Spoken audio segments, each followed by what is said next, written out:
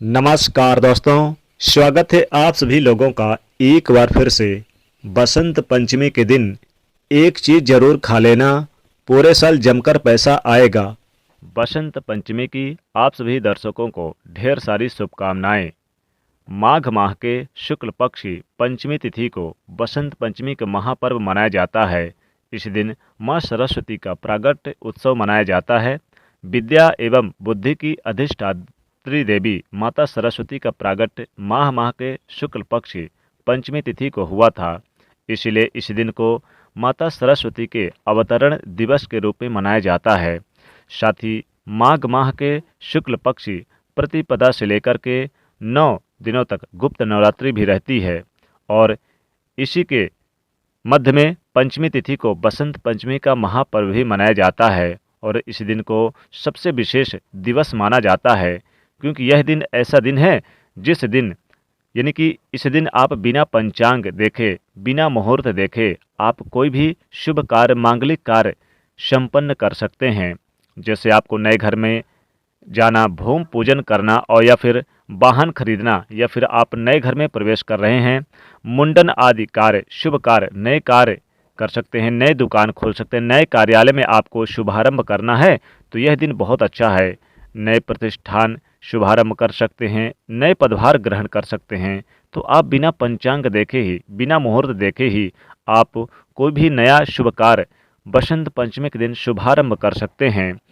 इस बार बसंत पंचमी का महापर्व 26 जनवरी दिन गुरुवार को मनाया जाएगा। पंचमी तिथि इस बार 26 जनवरी के दिन सूर्य उदय से लेकर पूरे दिन और रात्रि रहेगी।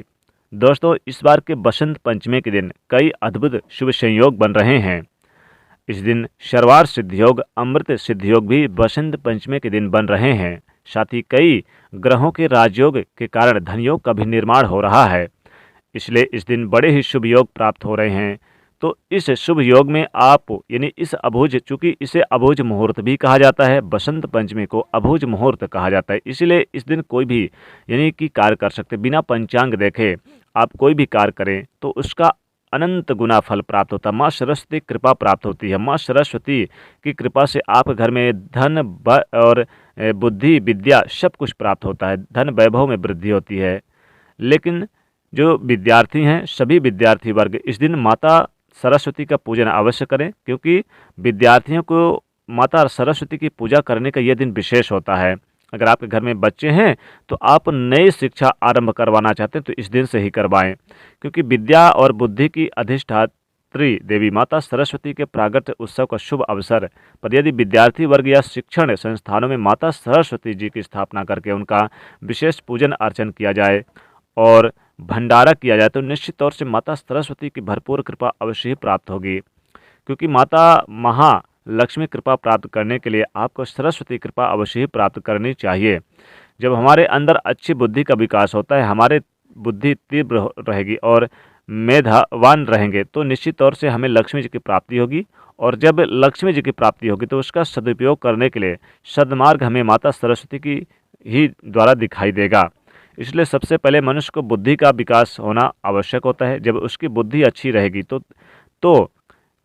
तीव्र रहेगी, तेज रहेगी, तो उसकी जो कार्यशैली रहेगी वो भी अच्छी रहेगी। क्योंकि मन मस्तिष्क में जब हम अच्छे विचारों का प्रवाहन होता है तो माता सरस्वती कृपा यानी कृपा करती हैं। और जब माता सरस्वती कृपा होती है तो माता लक्ष्मी तो अपने आप ही उनके घर में निवास करती हैं और मनुष्य सद्मार्ग की ओर अग्रसर रहता है।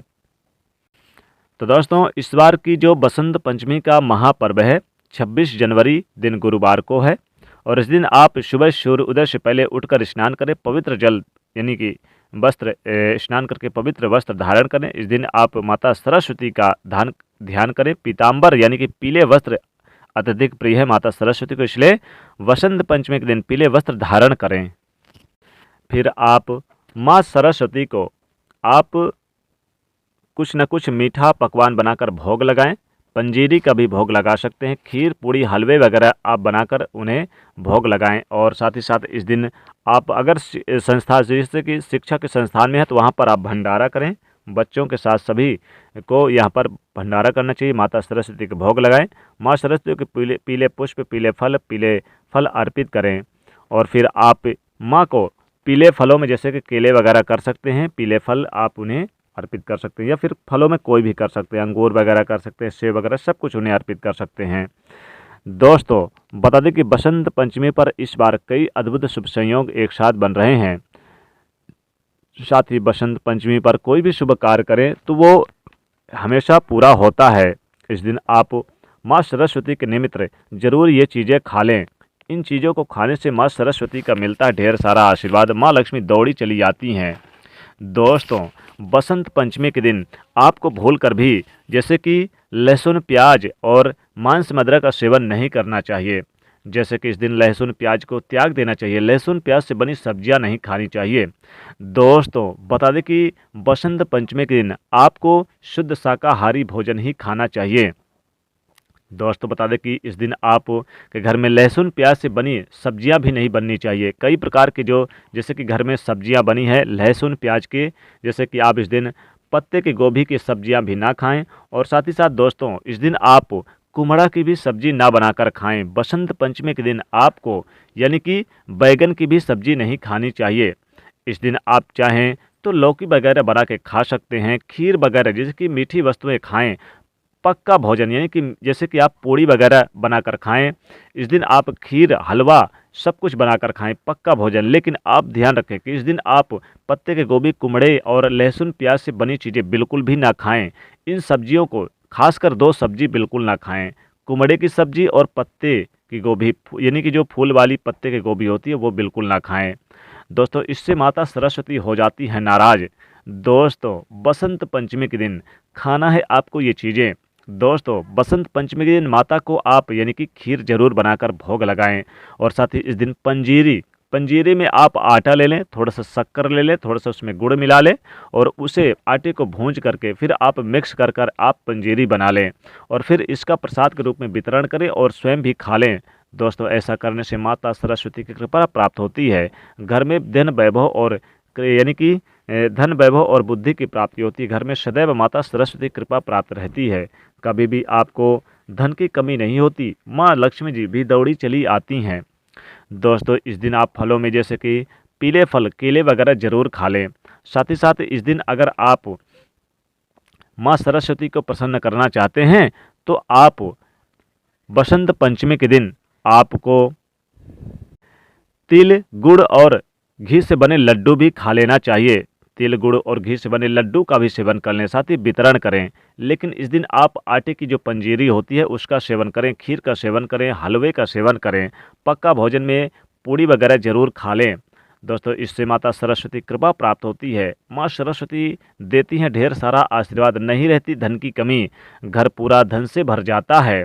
माँ सरस्वती कृपा से आपके घर में धन, वैभव और यश की प्राप्ति होती है। चारों दिशाओं से धन प्राप्त होता है। कभी भी आपको यानी कि धन की कमी नहीं होती है। दोस्तों इस बार की बसंत पंचमी बहुत ही खास है। आप माता सरस्वती को प्रसन्न करने के लिए ये चीज़ें ज़रूर खा लें। दोस्तों आप जैसे कि अंगूर भी खा सकते हैं, फलों में लाल वाला अंगूर मिल जाए या फिर हरा वाला अंगूर मिल जाए, सेब खा सकते हैं फलों में। और साथ ही साथ आपके घर में अगर आप जैसे कि नहीं खीर वगैरह बनाकर जैसे नहीं बना पाते हैं तो आप क्या करें कि आप माता सरस्वती को जो भोग लगाएंगे, जिस अन्न का भोग लगाएंगे वो अन्न जरूर खा लें। जैसे कि पका भोजन, पूड़ी वगैरह जरूर खा लें। इससे भी आपको माता सरस्वती की कृपा प्राप्त होगी और आपके घर में धन वैभव की कृपा प्राप्त होगी। तो दोस्तों वीडियो पसंद आए तो लाइक करिएगा, शेयर करिएगा और चैनल को सब्सक्राइब करिएगा। कमेंट में लिखिएगा जय माँ सरस्वती। आपका स्वागत है हमारे घर में।